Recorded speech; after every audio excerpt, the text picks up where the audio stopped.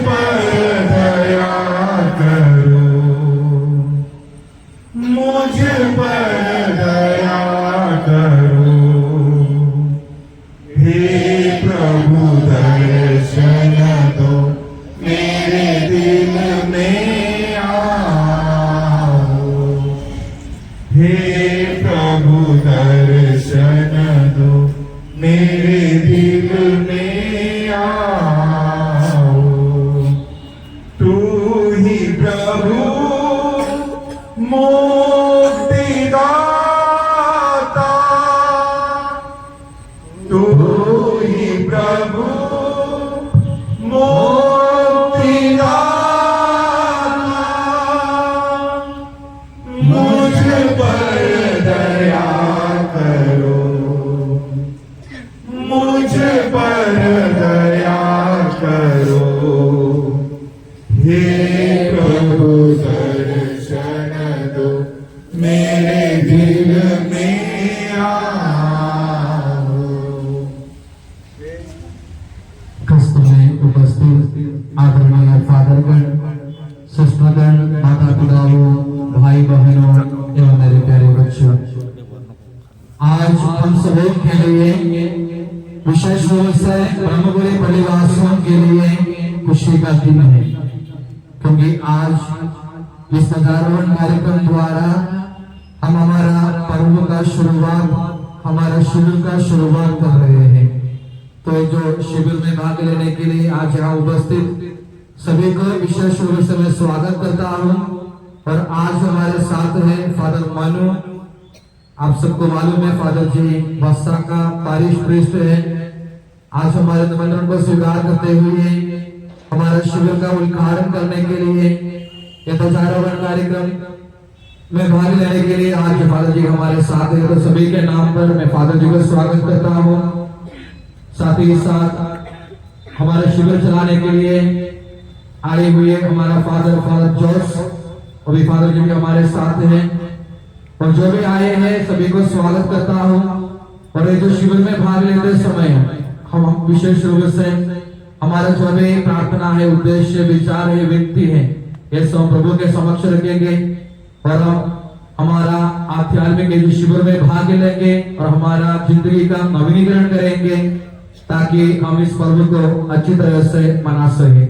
तो अभी हम इस शिविर का शुरुआत इस ध्वजारोहण कार्यक्रम द्वारा शुरू करने वाला है। तो भक्ति भाव से विश्वास के साथ इस प्रार्थना में भाग लेंगे। पिता पुत्र पवित्र आत्मा यांच्या नावे आमीन। परमनामा परमेश्वराला महिमा। दुःखी परमात्मा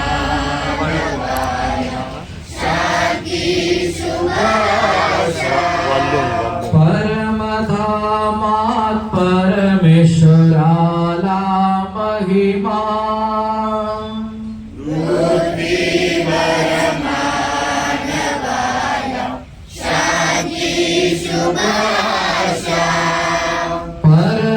परमधामात परमेश्वराला महिमा।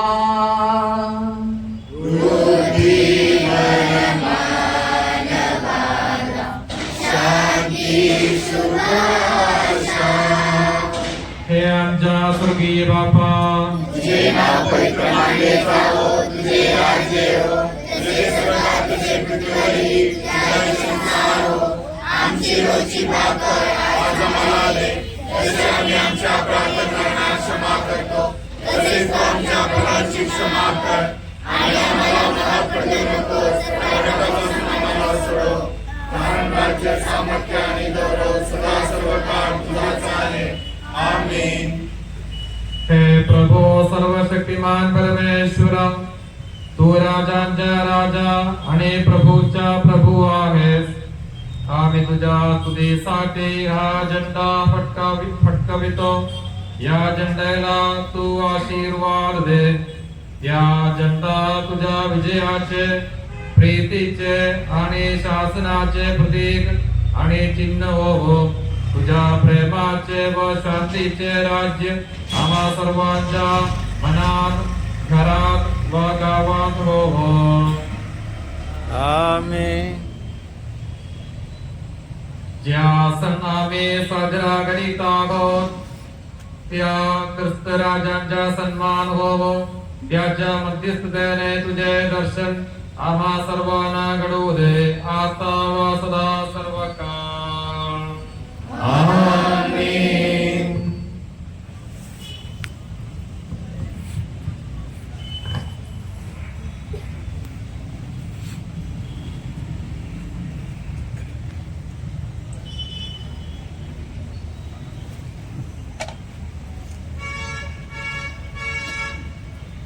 Krista Jaya Jaya, Krista Jaya Jaya, Krista Jaya Jaya, Namo Namo. Krista Jaya Jaya, Krista Jaya Jaya, Krista Jaya Jaya, Namo Namo. Krista Jaya Jaya, Krista Jaya Jaya, Krista Jaya Jaya, Namo Namo. Krista Jaya Jaya, Krista Jaya Jaya, Krista. झेंडा प्रभूचा विजयी होवो, झेंडा प्रभूचा विजयी होवो. ख्रिस्ता जय जय, ख्रिस्ता जय जय, ख्रिस्ता जय जय, नमो नमो. ख्रिस्ता जय जय, ख्रिस्ता जय जय, ख्रिस्ता जय जय, नमो नमो. ख्रिस्ता जय जय, ख्रिस्ता जय जय, ख्रिस्ता जय जय, नमो नमो. ध्वजारोहण का कार्यक्रम यहाँ संपन्न होता है. अभी हम शिविर के उद्घाटन के लिए चर्च के अंदर जाएंगे. सर्वांना जय शिव. आजचे प्रमुख पाहुणे फादरजी जोस, फादरजी म्हणू यांनी सर्वांनी स्थानास्पद नमावे. फादरजी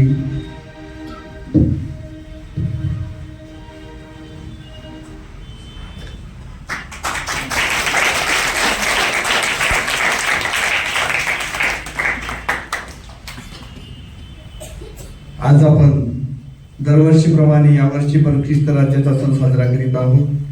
त्या पिठर्थ उद्घाटक म्हणून लाभलेले रेव्हरंड फादर म्हणू यांनी कामात वेळ काढून या आमच्या ब्रह्मपुरीच्या ख्रिस्तानन चर्चच्या ख्रिस्त राज्याच्या सणाच्या उद्घाटनामध्ये आले. याबद्दल आम्ही त्यांचे स्वागत करतो. त्यांचे स्वागत करण्यासाठी मी फादर कुरियन फादरजीला आमंत्रित करत आहोत.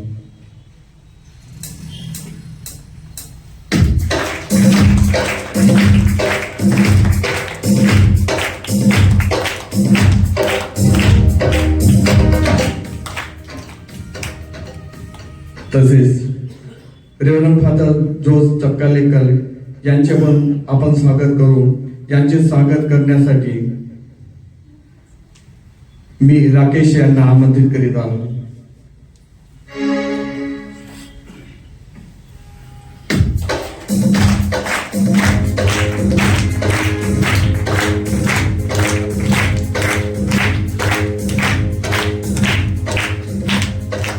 तसेच रेव्हरंड फादर कुरियन यांचे स्वागत करण्यासाठी अनिताताई चौधरी यांना आम्ही आमंत्रित करत आहोत.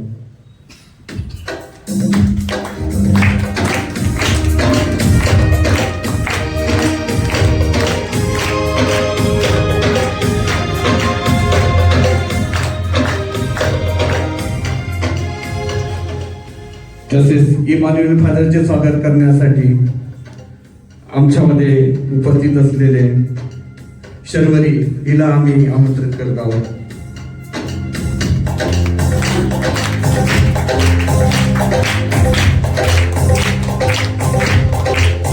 तसेच फादर चिस्तो यांचे स्वागत करण्यासाठी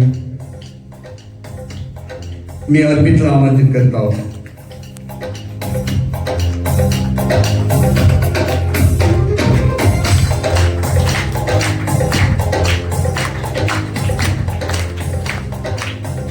तसेच आता दीप प्रज्वलन करण्यासाठी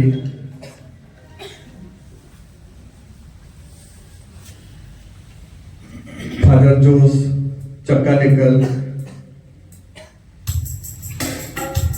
आणि फादर मनू, फादर कुरियन आणि संचालक आणि सचिव हे सर्वजण दीप प्रज्वलन करण्यासाठी येतील.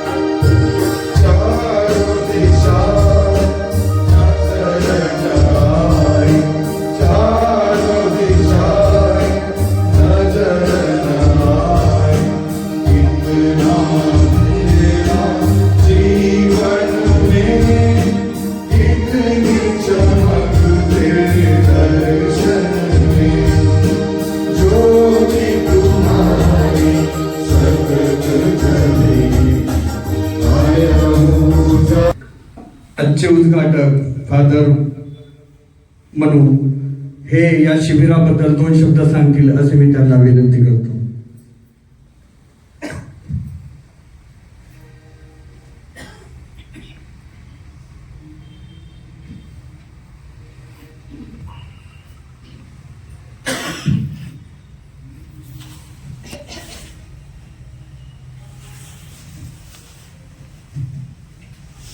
यीशु, सबसे पहले मैं ईश्वर को बहुत धन्यवाद देता हूँ आज का इस दिन के लिए, यहाँ आयोजित होने वाले शिविर के लिए यहाँ भाग लेने वाले सभी लोगों को और इस शिविर चलाने वाले जोस फादर जी को, इस शिविर में सहायता अलग अलग रीति से सहायता करने वाले सभी लोगों को ईश्वर के पास में समर्पण करता हूँ। और संत मत्ती का सुसमाचार अध्याय 11 संख्या 28 में हम पढ़ते हैं, थके मांदे और बोझ से दबे हुए लोगों, तुम मेरे पास आओ, मैं तुम्हें विश्राम दूंगा। मेरा जुआ अपने ऊपर ले लो और मुझसे सीखो, मैं स्वभाव से नम्र और विनीत हूँ, इस तरह तुम अपनी आत्मा के लिए शांति पाओगे, क्योंकि मेरा जुआ सहज है और मेरा बोझ हल्का। हम सब लोग अलग अलग कार्यों में व्यस्त हैं, अपना जीवन के अलग अलग परिस्थिति में बहुत बोझ लेते हैं। हम आध्यात्मिक और शारीरिक और मानसिक रीति से थके मांदे और बोझ से दबे हुए लोग हैं। आज हम यहाँ इकट्ठे हुए हमारे सभी थकावट प्रार्थना करता हूँ। संत लूकास का सुसमाचार अध्याय 18 संख्या 13। न अकेला कुछ दूरी पर खड़ा रहा, उसे स्वर्ग की ओर आंख उठाने तक का साहस नहीं हो रहा था। वह अपनी छाती पीट पीट कर यह कह रहा था, ईश्वर मुझे पापी पर दया कर, ईश्वर मुझे पापी पर दया कर। मैं तुमसे कहता हूँ वह नहीं बल्कि यही पाप मुक्ति होकर अपने घर गया, क्योंकि जो अपने को बड़ा मानता है वह छोटा बनाया जाएगा, परंतु जो अपने को छोटा मानता है वह बड़ा बनाया जाएगा। हम विशेष रूप से प्रार्थना करते हैं कि इस शिविर के अवसर पर हमारी तुच्छता को हम कुछ भी नहीं है, ये ईश्वर के पास समझने के लिए, और जैसे नाकेदार ने प्रार्थना किया है, उनको स्वर्ग के तरफ आंख उठाने तक हिम्मत नहीं था, और सिर्फ इतना प्रार्थना किया, ज्यादा लंबा लंबा प्रार्थना नहीं किया, सिर्फ इतना प्रार्थना किया, ईश्वर मुझ पापी पर दया कर, और पाप मुक्त होकर अपना घर गया। तो हम भी इस शिविर के बाद पाप मुक्त होकर एक पवित्र जीवन बिताने की शक्ति स्वीकार करके अपनी जो खोए हुए पवित्रता फिर पाके अपना घर लौटने के लिए और ईश्वर का एक अच्छा सच्चा जीवंत साक्षी बनने के लिए हम विशेष रूप से प्रार्थना करेंगे। और संत मत्ती का सुसमाचार अध्याय 5:3 में हम पढ़ते हैं, धन्य है वे जो अपने को दीनहीन समझते हैं, स्वर्गराज उन्हीं का है। हम अपने आप को दीनहीन समझ के स्वर्गराज का वारिस बनने के लिए हम इस शिविर का अवसर पर हम विशेष रूप से प्रार्थना करेंगे। और यीशु बताते हैं, तुम पृथ्वी का नमक हो, तुम संसार की ज्योति हो। उसी प्रकार तुम्हारी ज्योति मनुष्यों के सामने चमकती रहे, जिससे वे तुम्हारे भले कामों को देखकर तुम्हारे स्वर्गीय पिता की महिमा करें। हम पृथ्वी का नमक है और संसार की ज्योति है, तो ईश्वर के लिए हम इस पृथ्वी का नमक बनने के लिए और इस पृथ्वी और संसार का ज्योति बनने के लिए हमको शक्ति पवित्र आत्मा का अभिषेक देने के लिए इस शिविर में हम विशेष रूप से प्रार्थना करेंगे। और हम प्रार्थना करेंगे कि जोस फादर जी द्वारा पवित्र आत्मा का अभिषेक, पवित्र वचन का अभिषेक हम सबों का जीवन में भरपूर होने के लिए, एक अच्छा सच्चा क्रिस्तीय जीवन बिताने के लिए हमको शक्ति मिलने के लिए हम प्रार्थना करेंगे। प्रेरित चरित्र अध्याय 4 प्रसंगिया 29 में हम पढ़ते हैं, प्रभु तू उनकी धमकियों पर ध्यान दे और अपने सेवकों को ये कृपा प्रदान कर कि वे निर्भीकता से तेरा वचन सुनाए। तू अपना हाथ बढ़ाकर अपने परम पावन सेवक ईसा के नाम पर स्वास्थ्य लाभ चिन्ह तथा चमत्कार प्रकट होने दे। उनकी प्रार्थना समाप्त होने पर वह भवन जगह वे एकत्र थे हिल गया, सब पवित्र आत्मा से परिपूर्ण हो गए और निर्भीकता के साथ ईश्वर का वचन सुनाते रहे। हम भी इस शिविर के अवसर पर विशेष रूप से प्रभु से प्रार्थना करेंगे, हे प्रभु तू अपना हाथ बढ़ाकर अपने परम पावन सेवक यीशु के नाम पर इस शिविर में भाग लेने वाले सभी लोगों के ऊपर, उनके परिवारों के ऊपर, उनके सभी कार्यों के ऊपर आशीर्वाद बरसाने के लिए और हम सबों को यीशु के नाम में स्वास्थ्य लाभ चिन्ह तथा चमत्कार प्रकट होने के लिए अवसर मिलने के लिए हम प्रार्थना करेंगे। और संत मत्ती का सुसमाचार अध्याय 6:33 में हम पढ़ते हैं, तुम सबसे पहले ईश्वर के राज्य और उसकी धार्मिकता की खोज में लगे रहो और ये सब चीजें तुम्हें योग ही मिल जाएगी।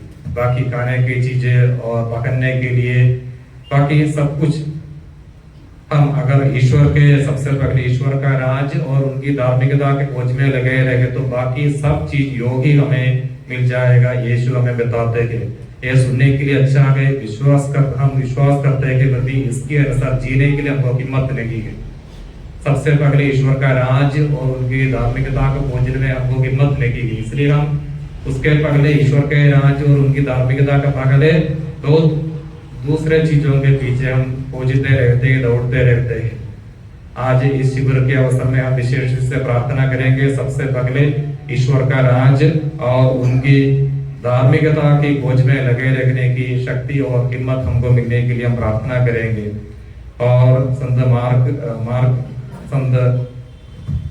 मार्कुस का सुसमाचार अध्याय 12:29 में पढ़ते हैं, ईसा ने उत्तर दिया, पहली आज्ञा यह है, इस्राएल सुनो, हमारा प्रभु ईश्वर एकमात्र प्रभु है। अपने प्रभु ईश्वर को अपने सारे हृदय, अपनी सारी आत्मा, अपनी सारी बुद्धि और सारी शक्ति से प्यार करो। दूसरी आज्ञा यह है, अपने पड़ोसी को अपने समान प्यार करो। इनसे बड़ी कोई आज्ञा नहीं। ये शिविर द्वारा ये सबसे बड़ी दोनों आज्ञा पालन करने के लिए हमको कृपा मिले, ताकि हम अपने प्रभु ईश्वर को जो एकमात्र ईश्वर है वो ईश्वर को अपनी सारे हृदय, सारी आत्मा, सारी बुद्धि और सारी शक्ति से प्यार करने के लिए और अपने पड़ोसी को अपने समान प्यार करने के लिए हमें हमारे सभी क्रिस्तीय भाई बहनों को शक्ति और अभिषेक मिलने के लिए प्रार्थना करेंगे। और याकूब का पत्र अध्याय 1 वचन संख्या 12 में हम पढ़ते हैं, धन्य है वह जो विपत्ति में दृढ़ बना रहता है, परीक्षा में खरा उतरने पर उसे जीवन का वह मुकुट प्राप्त होगा जिसे प्रभु ने अपने भक्तों को देने की प्रतिज्ञा की है। हमारा ईसाई जीवन का एकमात्र उद्देश्य है, हम प्रभु से आए, प्रभु में लौटना है। तो प्रभु ने हमारे लिए तैयार किया रखा और मुकुट पाना, ये हमारा क्रिस्तीय जीवन का उद्देश्य है। और इस शिविर द्वारा अगर हम गलत रास्ता में गया, हमको जो कौन सा रास्ता में जाना इसके बारे में मालूम नहीं है, ये सबके बाद हमारे पाप को अच्छा प्रकाश मिलने के लिए कहाँ जाना है इसके बारे में हमारे बुद्धि में जो अंधकार हुआ है, बुद्धि को आलोकित करने के लिए, हमारा मन को आलोकित करने के लिए पवित्र वचन का अभिषेक द्वारा जो रास्ता जो जाना है, उस रास्ता प्रभु की रास्ता चुनने के लिए हमें ज्ञान मिलने के लिए हम इस शिविर में विशेष से प्रार्थना करेंगे। प्रभु ने संत मार्कुस का सुसमाचार अध्याय 8 वचन संख्या 34 में बताते हैं, जो मेरा अनुसरण करना चाहता है वह आत्मत्याग करे और अपना क्रूस उठाकर मेरे पीछे हो ले। हम सबों को अपना अपना क्रूस उठा के रोज जाना है, लेकिन हम चाहते या नहीं चाहते ये क्रूस तो हम उठाना है, लेकिन ये कौन सा मनोभाव से हम उठाते हैं, ये उठाते हम कौन सा रास्ता में जाते, किसके पीछे जाते हैं। अगर एक क्रूस उठा के हम यीशु का खुशी से क्रूस उठाकर यीशु का अनुसरण करेंगे तो जहाँ हम यीशु है वहां हम भी पहुंचेंगे। हमको पसंद है या ना पसंद है, हम एक क्रूस उठाना है, रोज की क्रूस। यहाँ किसी को पूछा तो भी सभी को कुछ ना कुछ कहानी है, संकट की कहानी है, दुख की कहानी है, बीमारी की कहानी है, कुछ ना कुछ दर्द है, पारिवारिक समस्या है। बिना समस्या, बिना दुख, बिना बीमारी यहाँ कोई नहीं है। हम सब कुछ ना कुछ क्रूस उठाते हैं, बोझ उठाते हैं। हम अलग अलग रीति से थकावट में है। इस सब चीजों को हम प्रभु के पास समर्पण करेंगे। और आखिरी में संत मत्ती का सुसमाचार अध्याय 25 वचन संख्या 36 में हम सुनते हैं, ये सुनने के लिए हम सब चाहते हैं। और यहाँ हम यीशु बताते हैं अंतिम विधि में, मेरे पिता के कृपा पात्रो आओ और उस राज्य के उत्तराधिकारी बनो जो संसार के प्रारंभ से तुम लोगों के लिए तैयार किया गया है। ये उन लोगों के लिए सुनने के मिलते हैं जो लोग अपना क्रूस उठाकर यीशु के पीछे चले, यीशु का अनुसरण किया। उन लोगों को सुनने के लिए मिलते हैं मेरे पिता के कृपा पात्रो। अगर अपना क्रूस उठाकर यीशु के पीछे नहीं गए, उनके लिए सुनने के लिए मिलेगा, शाबितो मुझसे दूर हट जाओ। शाबितो, ये तो कितना कठोर वचन है, शाबितो मुझसे दूर हट जाओ। हम तो अपना घर छोड़कर अभी यहाँ आए प्रार्थना करने के लिए आए। हम घर वापस जाने के बाद अपना पिताजी या घर का जो मेन आदमियों हमें बताते हैं, शाबितो दूर हट जाओ, हमें बताए तो आपको कैसे लगेगा। अब तो कोई केरल से आए, कोई दूर से आए।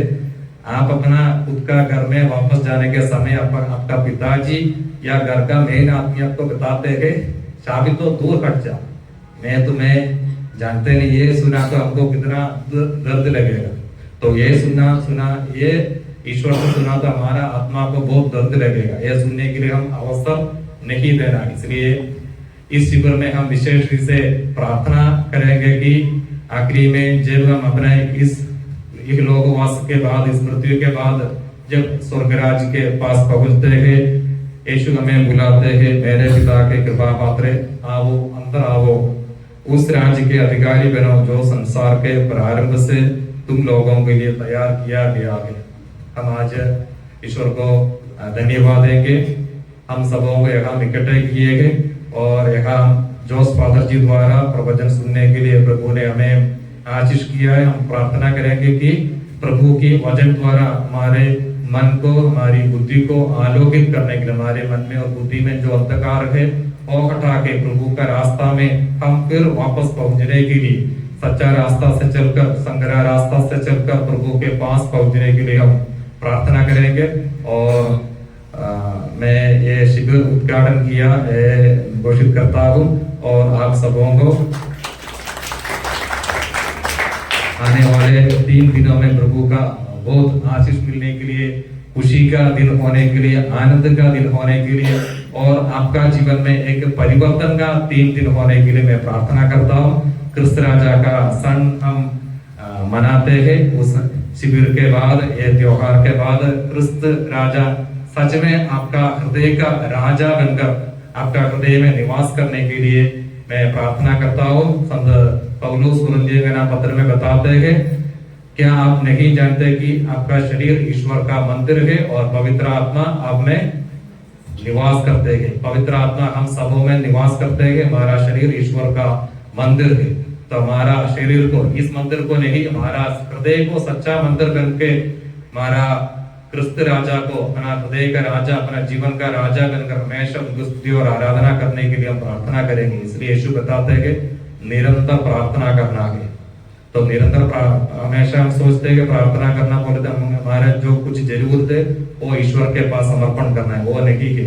जब जब हम ईश्वर को याद करते हैं, उनको स्तुति और आराधना करते हैं, मिसा बलिदान में भाग लेते हैं, ईश्वर से हम हमारा तकलीफ बताते हैं, सब कुछ प्रार्थना है।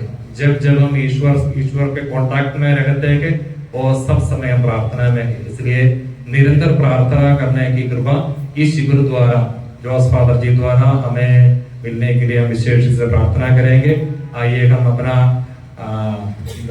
दाएं हाथ अपने छाती में रखे,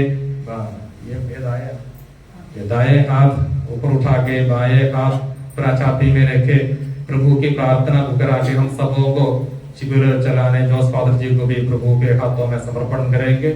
हे हमारे पिता जो स्वर्ग में है,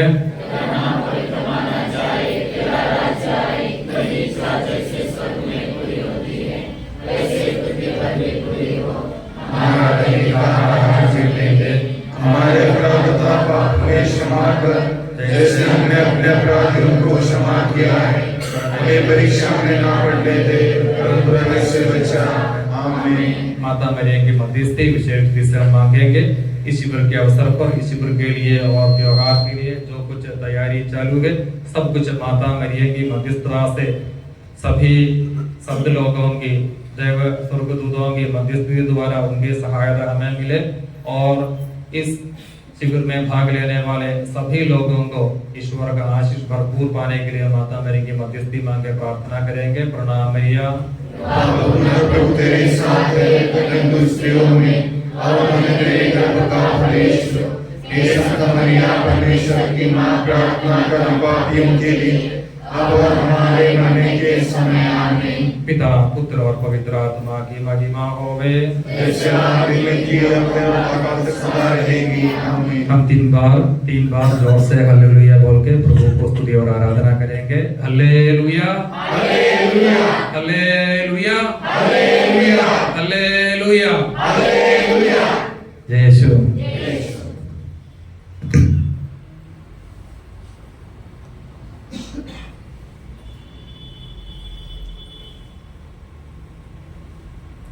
धन्यवाद फादर जी.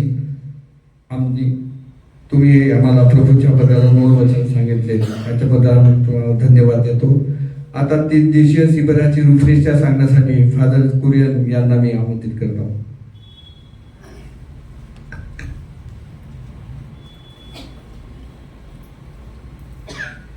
आज के शिविर के उद्घाटक आदरणीय फादर मनु, शिविर का संचालक फादर जोस चकालेकल, आदरणीय फादर इमानुएल, फादर क्रिस्टो, सिस्टरगण, माता पिताओं, भाई बहनों एवं मेरे प्यारे बच्चों, आज हम सबों के लिए विशेष रूप से क्रिस्त भवन चर्च के सभी लोगों के लिए आज खुशी का दिन है, क्योंकि आज हम राजाओं का राजा, प्रभुओं का प्रभु, हमारा पड़ली का मध्यस्थ क्रिस्त राजा का सन मनाने के लिए हम सब यहाँ उपस्थित हैं. तो सबसे पहले आप सभी को स्वागत करता हूँ ये जो शिविर में, और विशेष रूप से फादर मनु को धन्यवाद देना चाहता हूँ, क्योंकि फादर मनु हमारे निमंत्रण को स्वीकार करते हुए आज यहाँ आए, ध्वजारोहण कार्यक्रम द्वारा और उनके उद्घाटन का भाषण द्वारा हमारा शिविर का उद्घाटन किया, हमारे लिए प्रार्थना किया.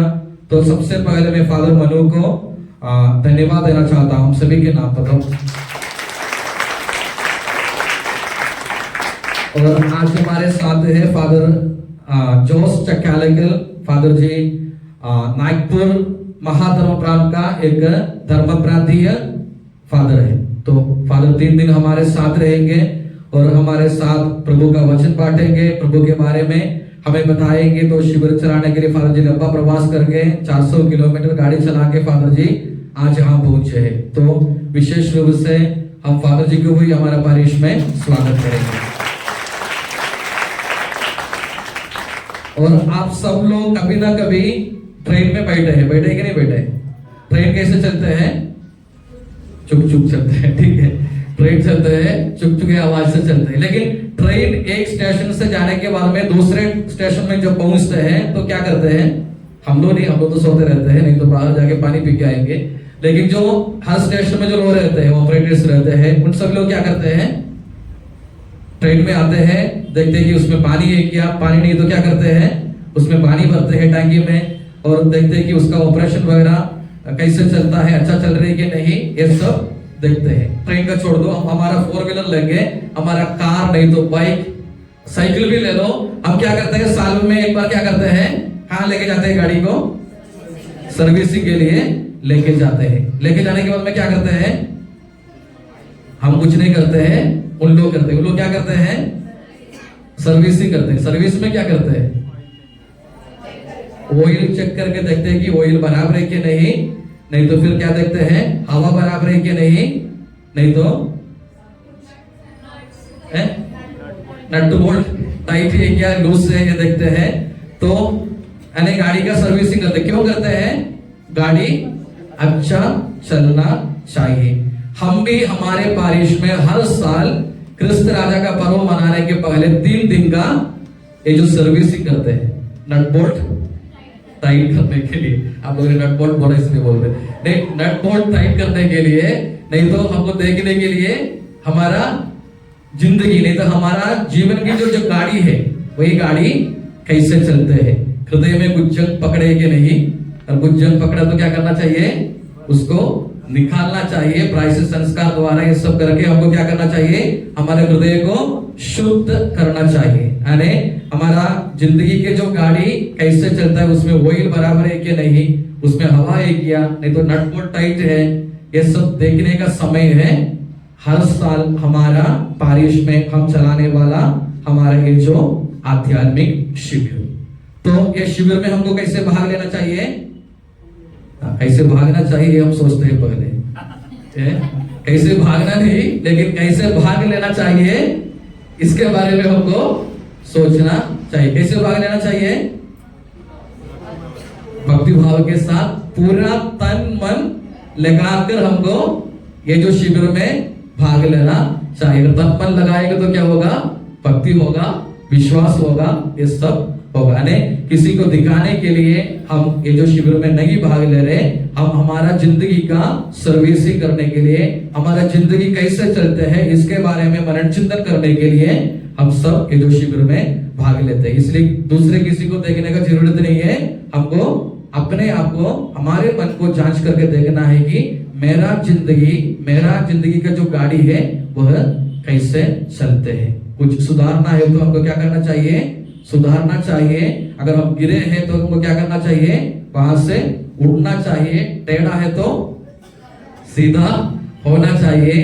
ये सबके लिए ये शिविर हमें सहाय करना चाहिए, हमें मदद करना चाहिए। तो हमको मालूम है, पूरा बाइबल में भी हम देखते हैं, जो भी प्रभु को विश्वास के साथ बुलाया है उन सभी को प्रभु ने बचाया है।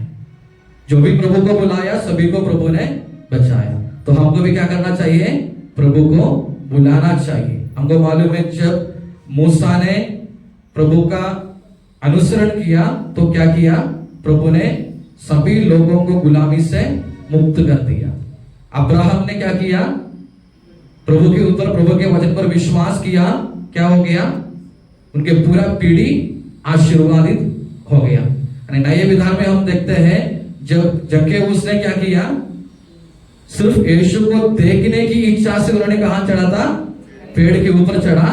लेकिन यीशु वहां आया, वहां रुका, उसको उनका नाम लेकर पुकारा, उसको झाड़ के ऊपर से, पेड़ के ऊपर से नीचे उतारा और कहां गया? उसके घर पे गया। घर में जाने के बाद में प्रभु ने क्या बोला? आज इस घर को मुक्ति प्राप्त हुआ है। यानी जक्केबुस के घर के सभी लोग पश्चाताप किया, प्रभु को स्वीकार करके नहीं लिखा है, एक ही व्यक्ति जक्केबुस, एक व्यक्ति ने यानी क्या किया, यीशु को अपनाया। तो यीशु ने क्या बोला, आज इस घर को मुक्ति प्राप्त हुआ है। हमारे विश्वास द्वारा, हम एक जन के विश्वास द्वारा हमारा परिवार का भी उद्धार हो सकता है। यानी जक्केबुस हमें यही बताते हैं कि जक्केबुस एक जन प्रभु पर विश्वास किया, प्रभु ने उसके घर पे गया और बोला इस घर को शांति प्राप्त हुआ है। यानी हमारा विश्वास हमारा परिवार का कारण बन सकता है, नहीं हमारा परिवार का, नहीं तो हमारा परिवार का उद्धार का कारण बन सकते हैं। तो हमको क्या होना चाहिए, विश्वास होना चाहिए। नहीं विश्वास के साथ, जैसे जो अंधे व्यक्ति ने प्रभु को पुकारा, यीशु दाऊद के पुत्र मुझ पर दया कीजिए, वही विश्वास के साथ इन 3 दिनों में इस शिविर में भाग लेते समय हमको क्या करना चाहिए, प्रभु को पुकारना चाहिए। प्रभु मुझ पर दया कीजिए, मेरे परिवार के ऊपर दया कीजिए, मेरे पारिश के ऊपर दया कीजिए, हम सबों के ऊपर दया कीजिए करके हमको एक दूसरे को क्या करना चाहिए, प्रार्थना करना चाहिए और प्रभु को पुकारना चाहिए। जैसे मैंने हमेशा बोलता हूं, ये जो त्योहार किसका है, हमारा है, हमारा परिवार का त्योहार है। तो इसलिए हम सभी का काम करता है कि ये जो शिविर में भाग लेने का।